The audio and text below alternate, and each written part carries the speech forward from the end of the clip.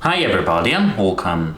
Today I have the HP Power Color display monitor and I'm going to tell you how you can easily change its brightness.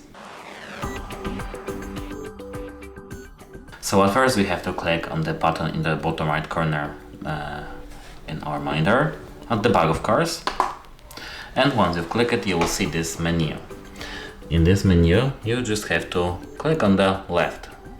As you can see now, we can see brightness. We can increase the brightness using the button going up and the same with moving the button down. We have to just move the button to the top and to the bottom to increase and decrease. I will leave it as it's now, and now we can go to the left to escape this menu. That's it, hope it helps you and goodbye.